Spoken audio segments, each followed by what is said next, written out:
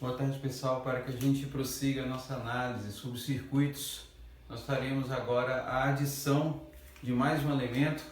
Lembra que no exemplo anterior nós calculamos um circuito composto por um resistor, por um indutor. Nós vamos agora acrescentar um capacitor e resolver ele matematicamente, usando as equações diferenciais. No entanto, uma equação diferencial um pouco mais potente, um pouco mais vibrante, um pouco mais completa, que envolve alguns termos que aqui agora nós vamos expor e explicar para vocês de como ela pode ser desenvolvida e aplicada para o caso em que se destina esse novo vídeo, que é sobre a análise dentro de um circuito, ok?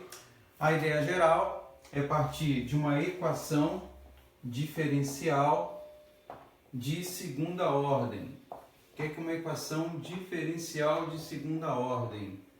É uma equação diferencial que apresenta no seu maior grau uma derivada segunda.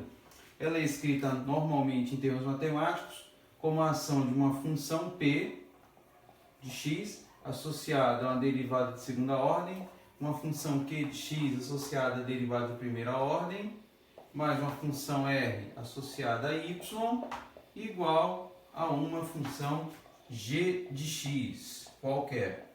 Bom, p, q, r e g são funções.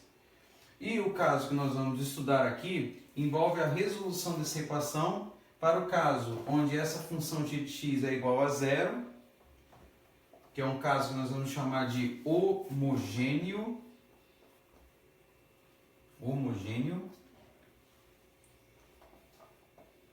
E o caso onde essa solução não é igual a zero, que é o caso não homogêneo. A estrutura do desenvolvimento vai nos permitir que a solução dessa equação diferencial seja uma junção da solução de uma equação homogênea, quando esse elemento g de x é igual a zero e quando ele não é necessariamente igual a zero. Não é uma formulação simples para resolver uma equação dessa natureza, mas o caso que nós vamos abordar para um circuito vai corresponder a uma situação onde P, Q e R são todas funções constantes. É um caso que nós chamamos de caso particular. Então, nessas condições, essa equação diferencial de ordem 2, ela ficaria escrita assim, escrevendo a equação original, Py duas linhas, mais Qy linha, mais R vezes Y, igual a zero, que é o caso homogêneo. Se esse P, Q e R forem funções constantes, se esses caras forem constantes, P, Q e R constantes, isso vai indicar que essa equação diferencial ela pode ser escrita de uma forma mais resumida, mais simplificada por esse formato. AY' mais BY' mais CY igual a zero. Por sua vez, essa equação diferencial ela apresenta uma solução, a qual é resolvida através de um método que é igual à resolução de equação de segundo grau. O que significa isso? Para resolver esse cara aqui, que eu vou chamar de equação 1, eu vou precisar de uma equação que eu vou chamar de equação auxiliar. Essa equação auxiliar é uma equação de segundo grau. Ou seja, para cada ordem da diferencial envolvida, vai envolver a potência de uma função em R, na variável R. O que eu quero dizer com isso é que o AY duas linhas vai corresponder a um AR2, o BY' a um BR, CY vai corresponder a C, e isso tudo eu vou igualar a zero, que eu vou chamar de equação 2. Ou seja, resolver essa equação 1 equivale, na verdade, a você resolver a equação 2, que por sua vez é uma equação de segundo grau. Sempre lembrando, esse método, esse caminho pelo qual nós estamos mostrando é o que vai ser útil para resolver um circuito daquela natureza que nós fizemos no exemplo do vídeo passado, porém com a adição de um capacitor. Então, prosseguindo, ao resolver essa equação de Bhaskara aqui, você tem três possíveis resultados que você já conhece, que está relacionado ao discriminante da equação, que é o delta. Ele pode ser positivo, com duas raízes reais, ele pode ser nulo, como também ele pode ser negativo, que seria um caso complexo. Então, resolver essa equação diferencial de segunda ordem corresponde a você encontrar 3 cenários de possíveis respostas para essa equação diferencial. É essa que é a nossa tarefa. E aí, o que nós teremos que executar é o seguinte.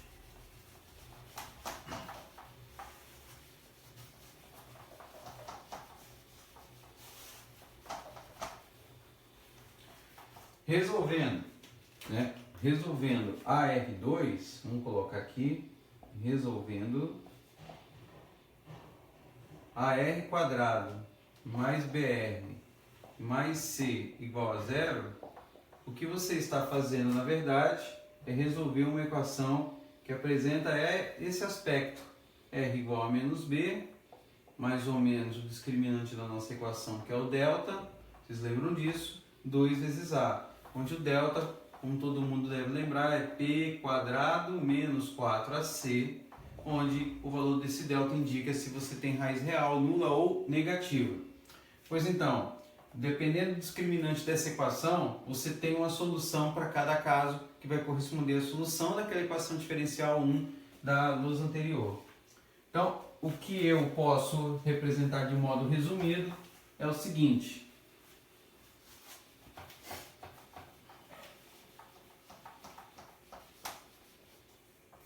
Raízes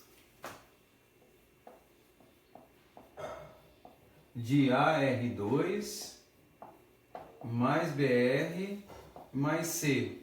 Nós temos 3 casos. E nós temos aqui a solução para cada um desses casos. O que eu quero dizer é o seguinte: ao resolver aquela equação de segundo grau, se você tiver R1 e R2 reais e distintos, isso vai implicar que resolver aquela equação diferencial vai me retornar como resposta uma função dessa natureza, C1 elevado a R1x mais C2 elevado a R2x. Agora, o que significa isso? Que a solução daquela equação diferencial é uma composição de duas funções que têm como base uma exponencial. Por que é uma exponencial? Porque o exponencial é uma função que quando você deriva ela, ela retorna sempre o quê? Uma múltipla constante dela mesma, ou seja, ela é uma replicação da mesma função. Ela está dizendo aqui que eu vou compor como duas constantes, C1 e C2, com duas raízes R1 e R2, para esse caso, quando o seu delta for positivo, você tem duas raízes reais e distintas.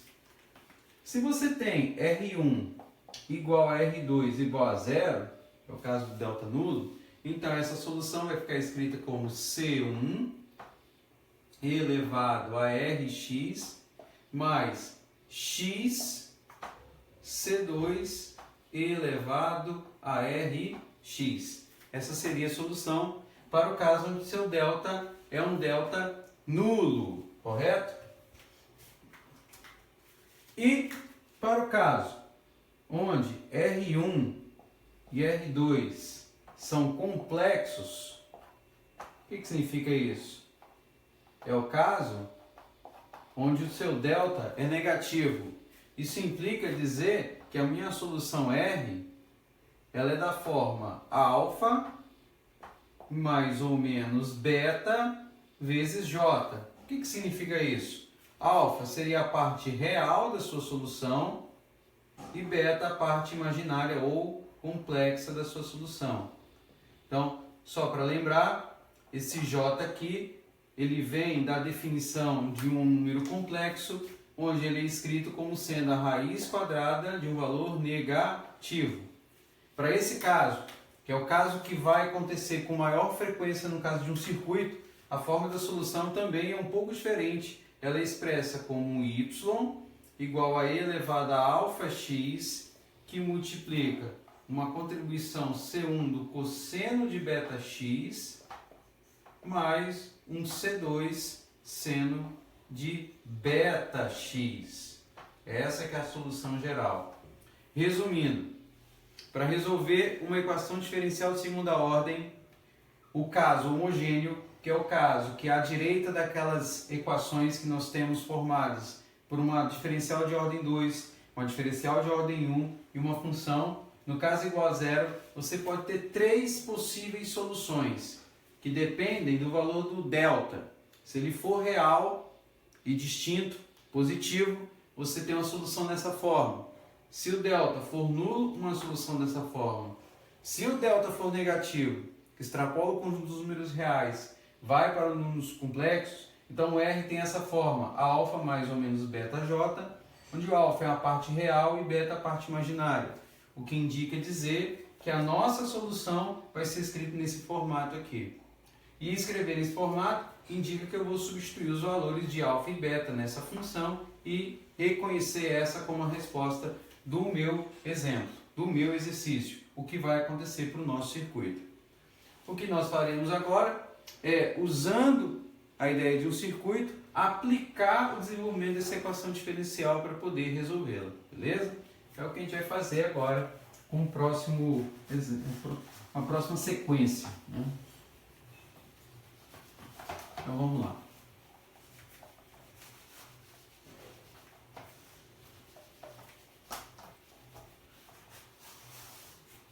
Vamos considerar um circuito, né? Vamos pensar num circuito que contém uma força eletromotriz fornecida por uma bateria ou uma pilha, correto? Um interruptor que contém um resistor, um indutor e um capacitor agora, certo? Sempre lembrando que a resistência é dada em ohms, a indutância que é dada em Henry, a capacitância é dada em Farad e a voltagem aqui em volts. Aqui eu tenho um interruptor que vai, né, fazer parte desse circuito. Então a ideia é estudar como esse circuito se comporta na ação desse novo elemento. E aí, antes da gente fazer o prosseguimento no desenvolvimento desse exercício, só para fazer uma breve representação de que cada um desses elementos representa, você tem, num circuito como esse, né, três elementos que nós consideramos, que nós chamamos de passivos, que é um resistor, um indutor e um capacitor. E dois elementos que são ativos, que são fontes de tensão e fontes de corrente. Então, dentro dessa linha de argumentação, toda vez que nós mencionarmos, né, os elementos de um circuito, nós podemos falar em dois tipos, né? Ativos e passivos. Então, no caso ativo, nós temos fontes de corrente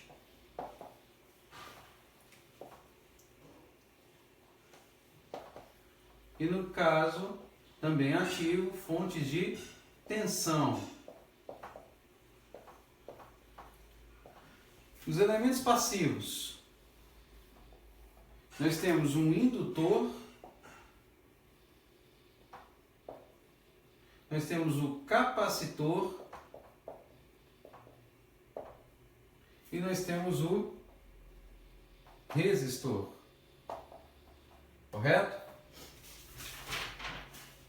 Bom, qual é a função do indutor? Ele vai armazenar energia em um campo magnético. Ele armazena energia,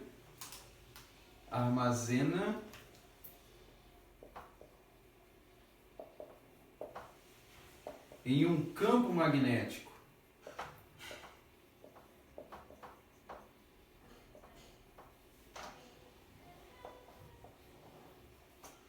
E o capacitor? Ele vai armazenar energia num campo elétrico. Armazena em um campo elétrico. É o que nós estudamos antes. Vou abreviar aqui, vou escrever em E. É como nós já sabemos que é um campo elétrico. E o resistor? O resistor, ele faz basicamente o papel de transformar energia elétrica em calor, ou fazer uma conversão de energia elétrica em energia térmica. Então ele faz uma conversão de energia. O que nós temos acerca desses elementos?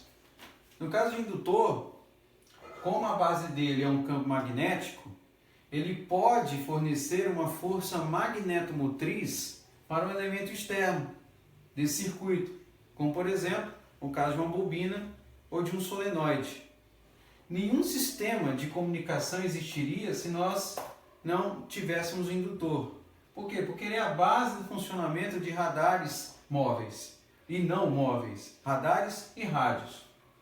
No caso de um capacitor, para que você aumente, por exemplo, a eficiência dele, depende do material com que você faz. Então você pode ter um capacitor feito de mica, você pode ter um capacitor feito de teflon, você pode ter um capacitor até feito de ar. A função dele, como é armazenar um campo elétrico, tem aplicações intensas, como por exemplo no start dos motores de portão eletrônico, em laser de alta potência. Você pode usar, por exemplo, um capacitor numa bateria recarregável de um som automotivo.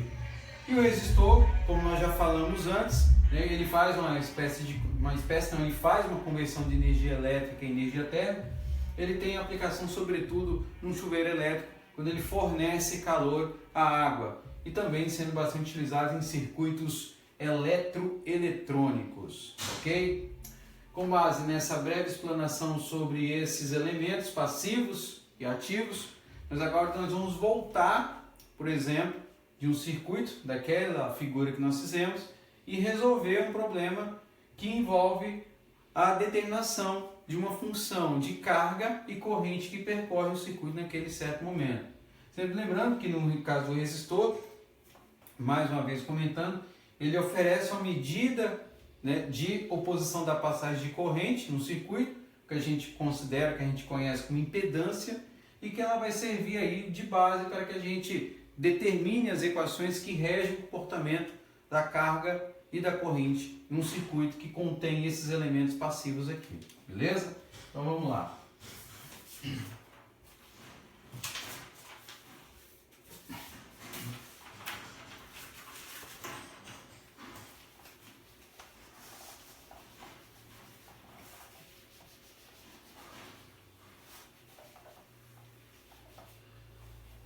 Bom, nós sabemos que num circuito, né, em um circuito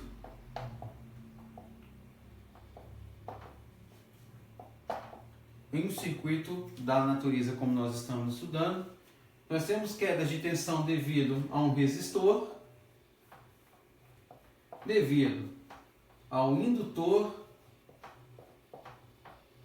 e devido ao capacitor, Q sobre C.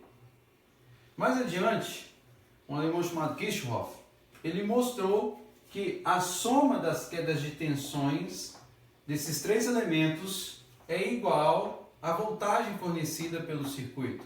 Ou seja, é a função que nós usamos para resolver o primeiro caso. O que nós vamos agora desenvolver é o caso onde eu esteja analisando não só a corrente, mas a carga que ocorre nesse circuito. Como a gente vai fazer isso? Voltando lá nas definições iniciais do curso, nós mostramos que corrente nada mais é que a taxa de variação da carga em função do tempo. Ou seja, eu vou usar essa relação para construir uma nova equação para esse sistema. E é daí o porquê que eu vou originar uma equação diferencial de ordem 2. Porque ao derivar essa função pela segunda vez, como você vai observar nesse processo, você vai derivar a carga pela...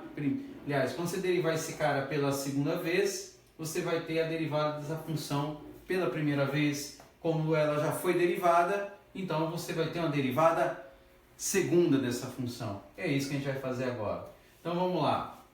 Trabalhando com o meu indutor L, ao escrevê-lo como dIdt, isso corresponde a derivar a corrente. Se eu estou derivando com relação à corrente em termos do tempo, derivar essa função corresponde a derivar essa. Ou seja, qualquer ação que eu provoque sobre esse elemento à esquerda, eu também vou provocar à direita. Se eu integro a esquerda, integro a direita. Se eu somo um elemento à esquerda, eu somo a direita. Logo, se eu derivar esse cara aqui, eu também estarei derivando esse. Como é que eu faria isso?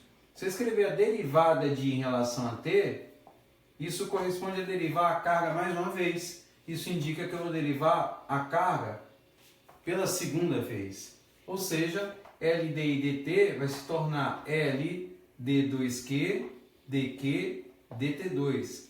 Nada mais é isso, pessoal, que a derivada segunda da carga em relação ao tempo.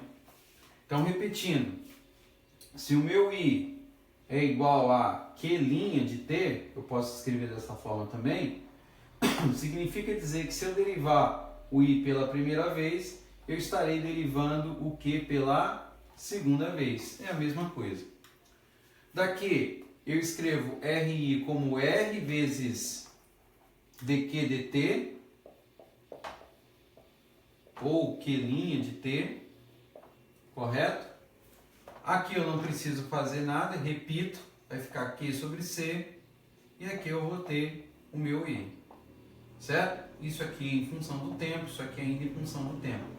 Então esse formato que você enxerga agora aqui, ó, é de uma equação diferencial de ordem 2. Por quê?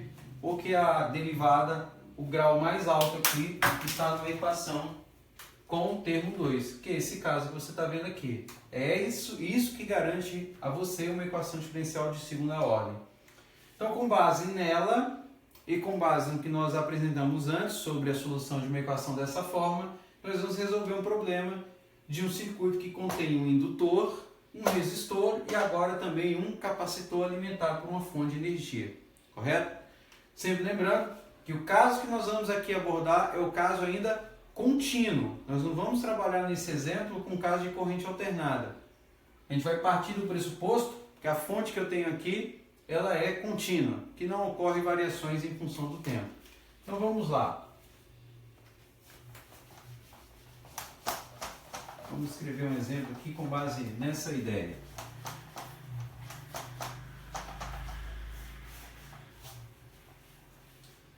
Suponha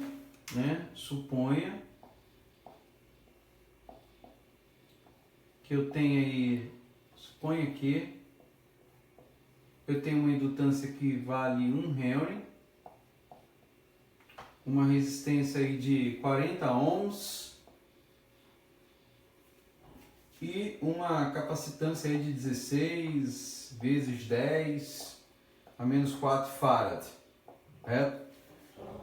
Que eu considerei ainda que no meu circuito, né, no instante t igual a zero, você não tenha nenhuma carga envolvida e que a corrente seja nula, certo? Aliás, não preciso reescrever o Q00 com parênteses, eu já estou escrevendo assim, já estou subindicando que ele está em zero, e de zero igual a zero. Quero obter uma expressão para a corrente, obter uma expressão para a carga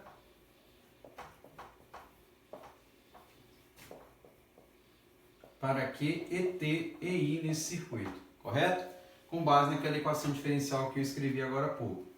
Então, a ideia é partir do princípio que se você tem a equação diferencial, ela vai ser dada para você, vamos escrever ela aqui, L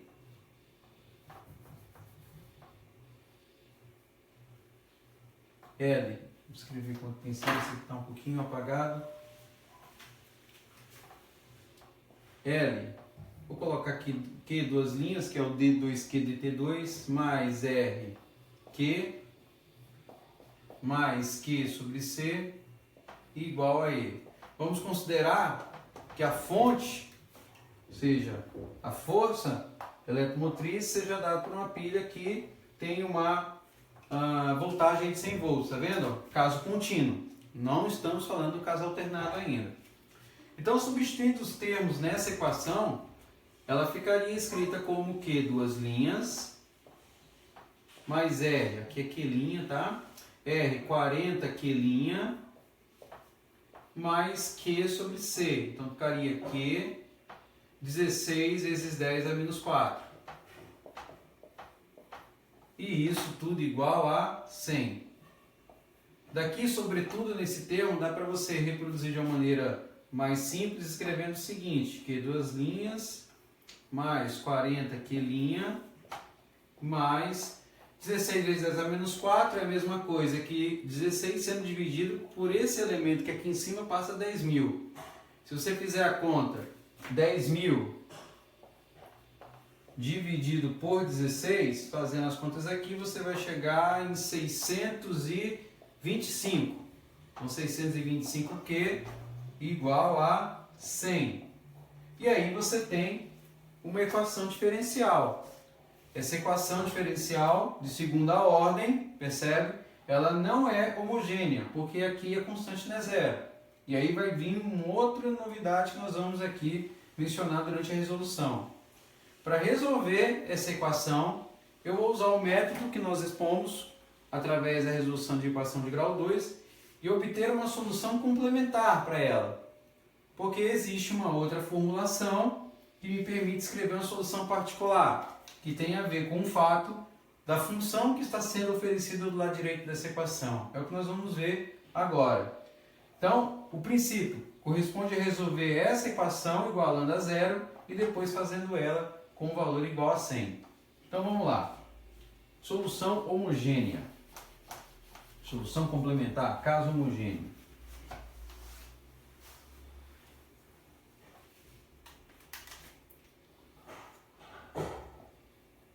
Solução complementar.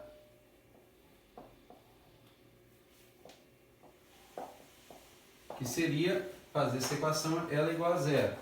Então corresponderia a resolver ela na forma como está escrito aqui, 40 Q' mais 625Q igual a zero. Quando eu chego nessa etapa, para resolver, eu vou fazer exatamente o caminho que eu comecei a construir lá no início. Eu vou adequar a cada elemento desse uma variável que envolve a potência da ordem envolvida. Então aqui é o quê? Q2' vai corresponder para nós o R2, porque aqui não tem nada, que é uma constante, que é 1, 40, que vai estar associado ao R, ordem de grau 1, e 625 puro, porque aqui é apenas uma função que iguala a zero. Ou seja, toda vez que eu tiver a função aqui, o que retorna para mim é uma constante e a potência envolvida tem a ver com a ordem da diferencial envolvida. Isso é uma equação de segundo grau. Então, por esse caso, nós vamos resolver usando o método de Bhaskara. Então, resolvendo usando o método de Bhaskara, R vai ser igual a quanto?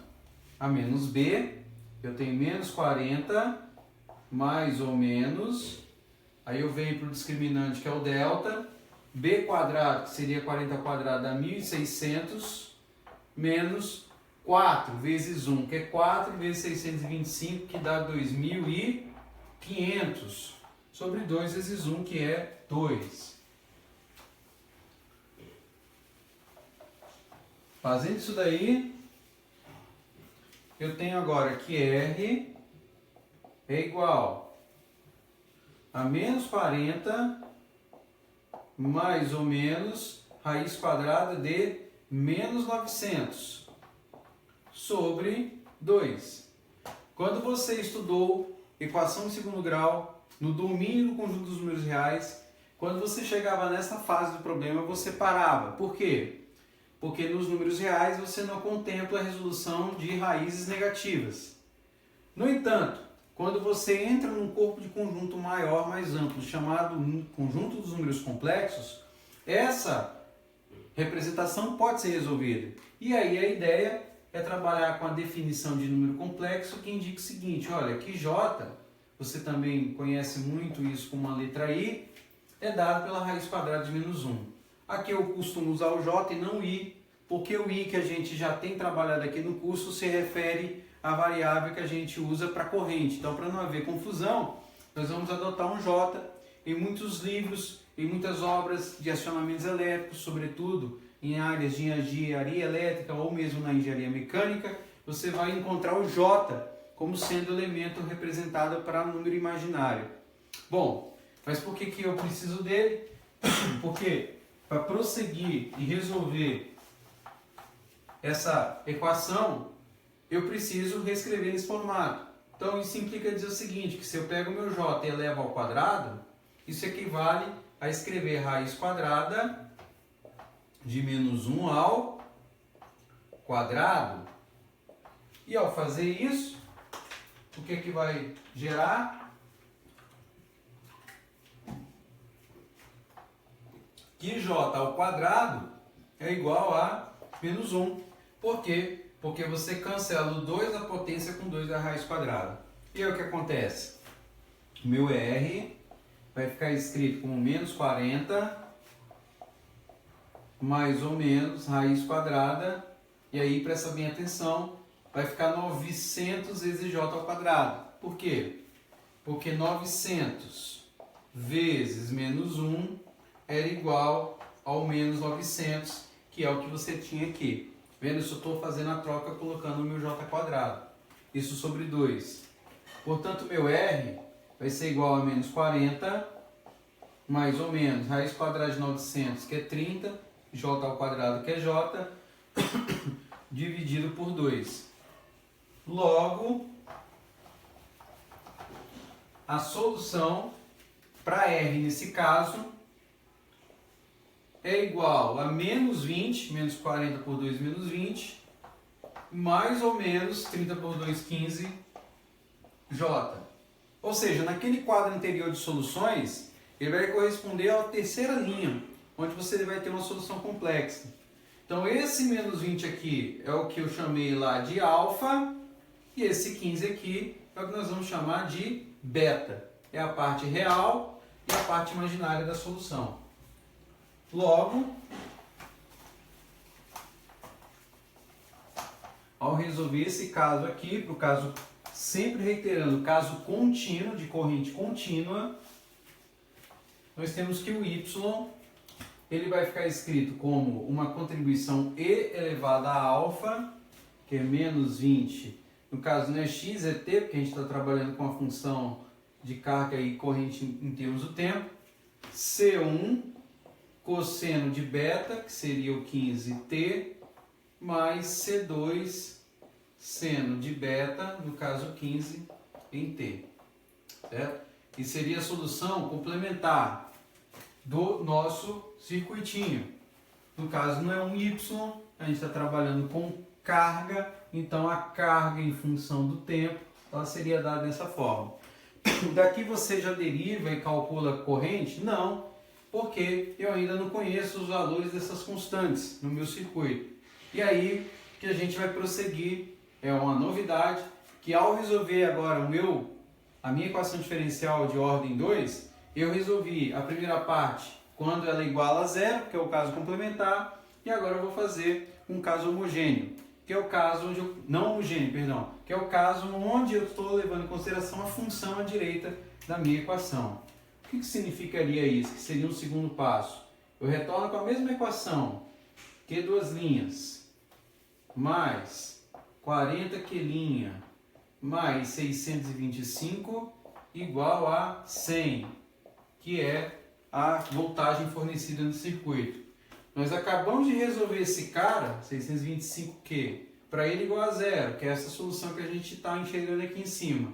Agora eu vou resolver para esse caso, e aí a ideia seria usar uma comparação, comparar a função envolvida no processo. Comparar a função envolvida no processo. Envolvida escrevendo-a como um polinômio do mesmo grau. Como assim? Como um polinômio do mesmo grau.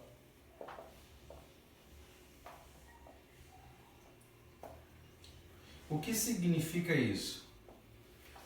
Significa que eu vou escrever, eu vou comparar essa equação à esquerda com algo que está aqui à direita.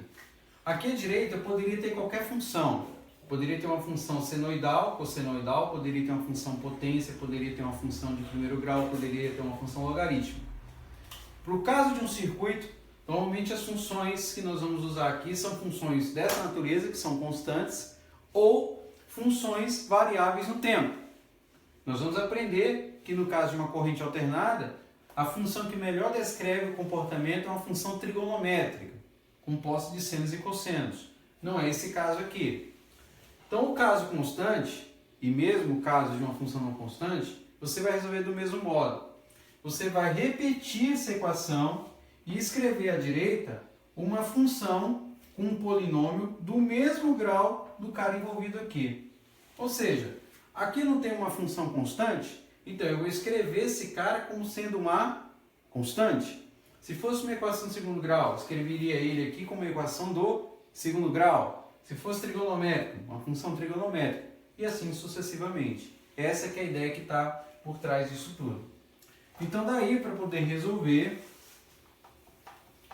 o que eu faço é escolher a função que adequa a esse caso. Isso aqui é uma constante. Eu vou chamar essa constante de A. Ou seja, esse polinômio, né? Que é uma função em que eu vou chamar de A. E vou colocar um pezinho aqui, porque eu estou mencionando que é uma solução que é particular para esse caso.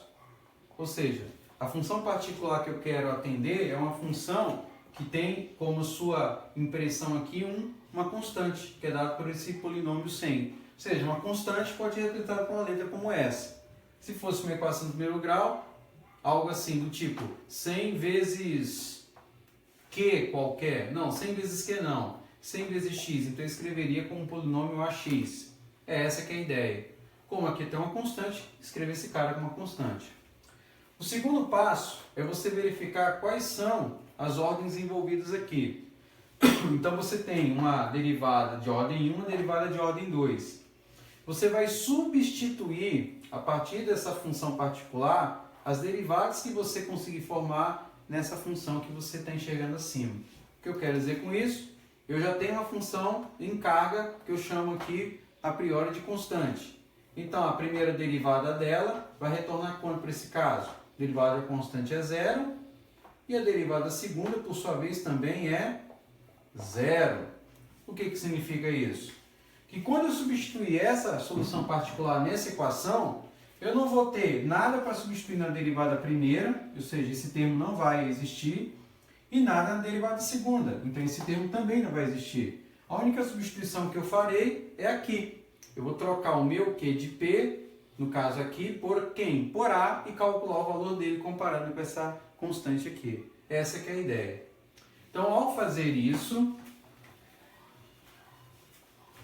então lembrando, eu vou ter zero na derivada segunda, mais 40 vezes zero para a derivada primeira, mais 625 vezes quem? O A, que é o valor particular, igual o valor da constante que eu tenho ali, que é da fonte, que é dada por 100. Então, ao fazer isso, esses termos vão zerar, esse vai zerar, portanto, o A vai ficar escrito como sendo 100 sobre 625. Portanto, meu A, se você quiser simplificar, é a mesma coisa que 4 sobre 25. E ao fazer isso, eu obtenho a solução particular para a carga. Que agora, com esse dado, é possível somar com essa solução aqui e obter a minha solução geral para a carga desse circuito. É isso que a gente tem agora, correto? Então vamos lá. Portanto, a solução geral para a carga, vamos escrever aqui,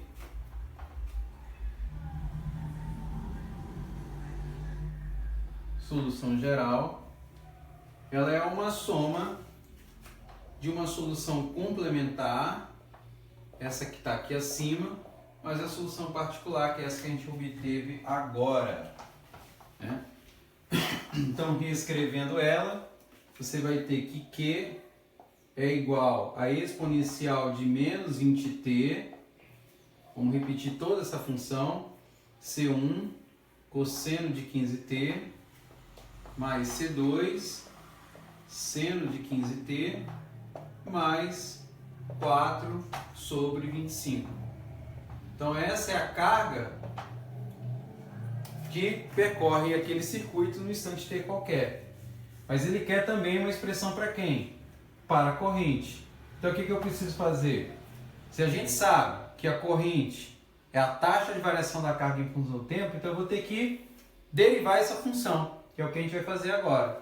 E aí ele vai voltar para mecanismos do cálculo que nos permitem resolver essa função. Então vamos lá.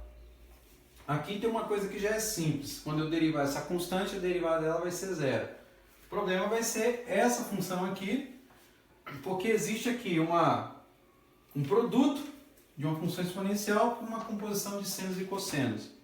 Então eu vou precisar aplicar a regra do produto aqui e, por sua vez, dentro da regra do produto eu ainda tenho a regra da cadeia, porque as funções aqui são compostas. Então vamos lá. Primeiro, exponencial de menos 20t, eu vou multiplicar pela derivada do segundo, que é o que está aqui dentro dos colchetes. Então aqui a derivada de 15t é quanto? É 15. 15 C1. Mas a derivada do cosseno é menos o seno, então vai ficar menos 15C1 seno de 15t. Beleza?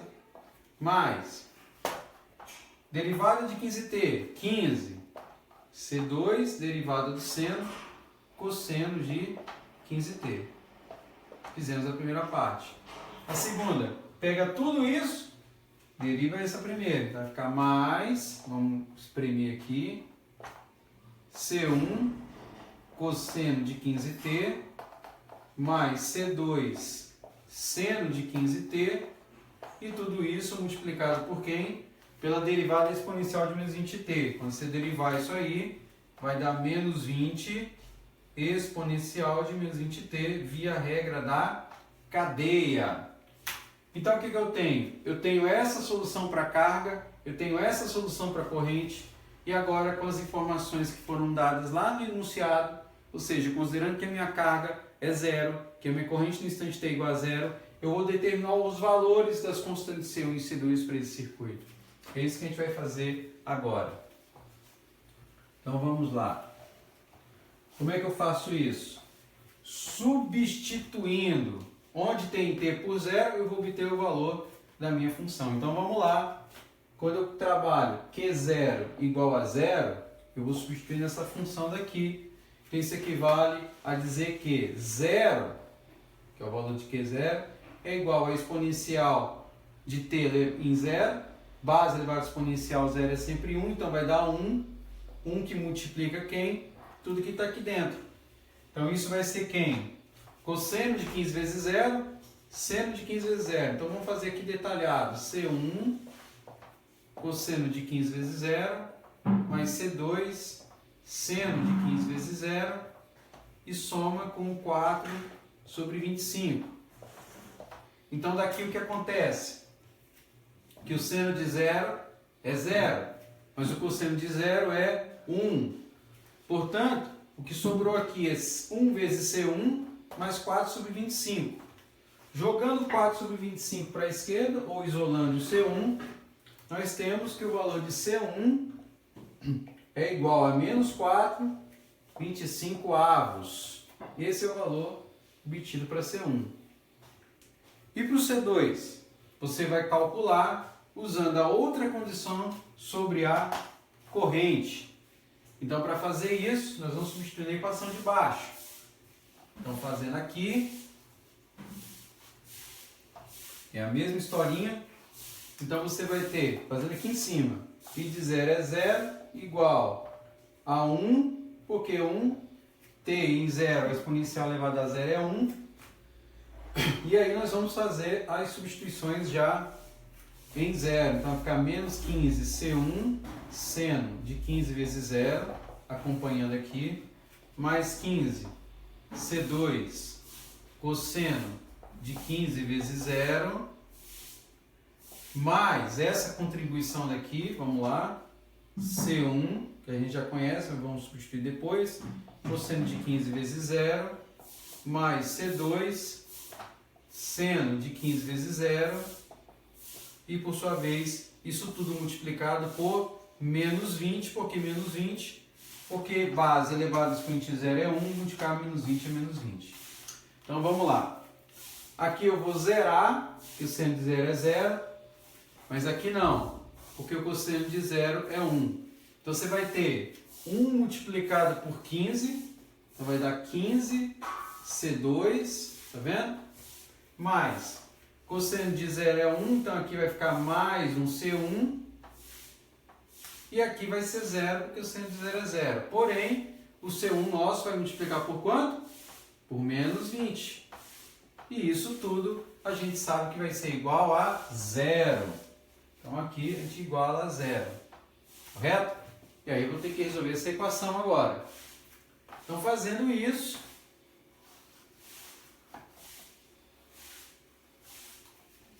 vamos jogar o C1 aqui para a direita. Então vai ficar 15C2 igual a 20C1. E aí eu substituo os dados para obter o valor do C2. Então o C2 aqui vai ficar escrito como 20 sobre 15, C1, que é 4 sobre 25. Daqui, se você quiser simplificar, lembrando que o C1 é negativo, tem que escrever ele aqui negativo. Então C2, simplificando aí, ó, 20, 25, 4 e 15. Se você quiser fazer direto também, 20 e 25, aqui dá 4, vezes 4 dá 16. 15 vezes 5, 75. Correto? Esse é o valor de C2. Então daqui você obtém as constantes que permitem escrever as formas completas e finais para carga e corrente. Ou seja, a expressão da carga que percorre aquele circuito e a expressão da corrente que rege o comportamento do circuito é dado por essas duas funções, onde nos valores em C1 e em C2 eu tenho respectivamente menos 4 sobre 25 e menos 16 sobre 75. Então esse é um caso da resolução de um circuito composto por um resistor, um indutor e um capacitor, usando uma equação diferencial de segunda ordem e considerando o caso em que a corrente é contínua, ou seja, que não há variação no tempo. Mais à frente nós vamos voltar a falar um pouquinho de circuitos, mas agora tratando da parte que envolve o comportamento de corrente alternada e trabalhando com funções específicas, relacionando potência, relacionando resistência, relacionando a energia e a força eletromotriz que é composta na geração desse circuito dessa forma. Beleza? É isso aí. Próxima aula a gente vai fazer mais alguns exemplos relacionados a esse tipo de circuito. E é isso aí. Beleza, valeu, obrigado.